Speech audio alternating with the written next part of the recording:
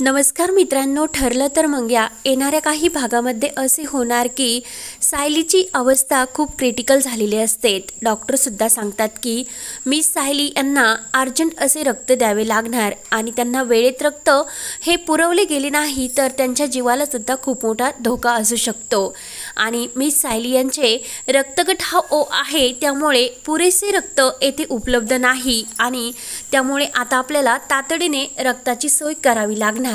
तेव्हा मात्र सर्वांना धक्का बसलेला असतो। अर्जुन हा अश्विनला म्हणत असतो की काही कर पण तुझ्या वहिनींना तू वाचव। अश्विन म्हणत असतो की मी पुरेपूर प्रयत्न करतो आणि रक्ताची सुद्धा ही सोय होईनच। तेव्हा मात्र देवकृपेने एक खूप मोठा चमत्कार घडवलेला असतो आणि प्रतिमा सुद्धा त्याच हॉस्पिटलमध्ये आपल्या चेहऱ्यावर जे काही असते आणि तिचे हॉस्पिटलमध्ये ती ट्रीटमेंट चालू असते। तेव्हा प्रतिमा ऐन वेळेस तेथे येऊन पोहोचते आणि तिच्या कानावर हे सर्व पडलेले असते की कुणातरी मुलीला अर्जंट रक्ताची ही गरज आहे। प्रतिमाला माहिती असते की आपला रक्तगट सुद्धा ओ आहे, त्यामुळे प्रतिमा ही नर्सला विचारते की त्या मुलीचा रक्तगट कोणता आहे। नर्स सांगतात की ओ हा ब्लड ग्रुप त्यांचा आहे। तेव्हा लगेच प्रतिमाला धक्का बसतो आणि प्रतिमा म्हणत असते की माझा सुद्धा रक्तगट ओ आहे। प्रतिमाला मात्र बोलता येत नसते आणि ती हे सर्व खुणावून सांगत असते। तेव्हा मात्र प्रतिमा ही रक्त देत असते। अश्विनला सुद्धा खूप आनंद होतो आणि अश्विन लगेच घरातील अर्जुन आणि ह्या कल्पनाला सांगतो की आपल्या सायलीवानीसाठी रक्त मिळालेले आहे। तेव्हा सर्वांना खूप आनंद होतो। अश्विन नर्सला विचारतो की सायली वहिनीसाठी रक्त देण्यासाठी कोणती डोनर तयार आहेत, तेव्हा मला लगेच भेटावे लागेल।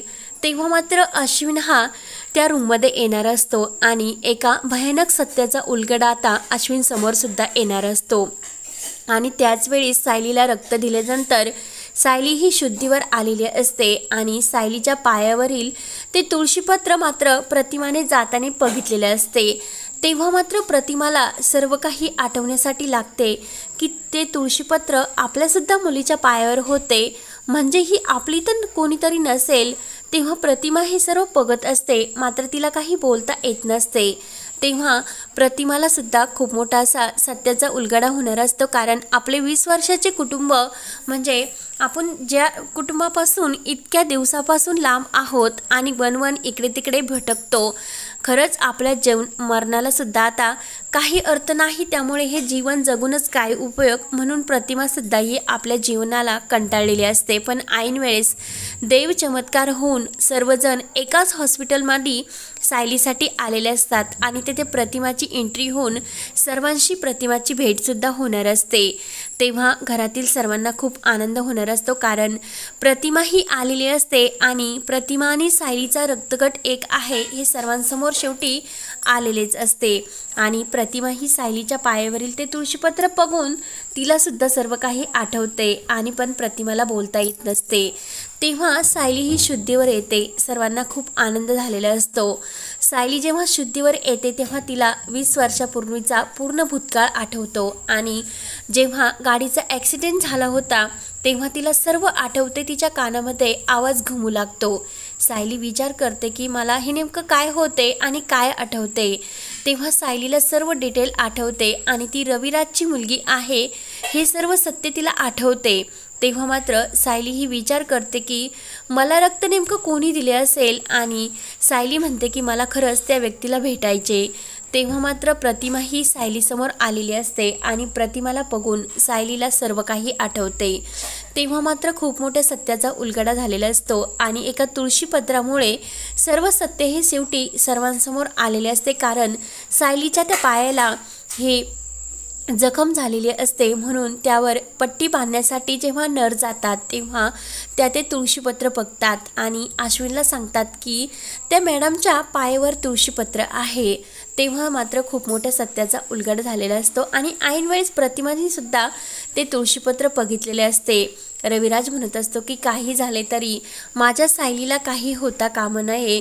प्रिया मात्र खूप घाबरलेली असते आणि प्रिया म्हणते की आता ही तन्वी आहे आणि हे सर्व सत्य शेवटी सर्वांसमोर आलेच। तेव्हा लगेच प्रिया ही महिपतला फोन करते आणि महिपत नागराजला हे झालेला सर्व प्रकार सांगते। तेव्हा ते गुंड हे बाहेरच असतात आणि हॉस्पिटलमध्ये सायली ही शुद्धीवर येते की नाही याची ते वाट बघत असतात आणि तो गुंड म्हणत असतो की नाही, ती सायली आता ही बेशुद्ध आहे आणि ती कधीही जिवंत होऊ शकणार नाही, कारण तिच्यावर आम्ही हल्लाच तसा केलेला आहे.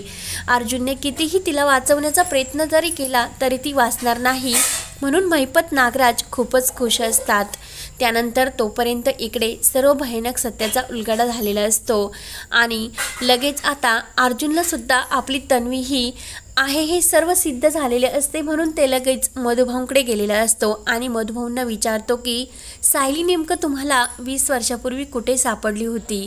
तेव्हा मधुभाऊ सर्व सत्याचा उलगडा करतात आणि जी छोटीशी डॉल असते की अर्जुनने जाताने सायलीला दिलेली असते ती बाहुली हे मधुभाऊ अर्जुनला सांगतात की सायलीकडे एक बाहुली होती आणि ती देवी आईच्या मंदिरात रडतच माझ्याकडे आली होती.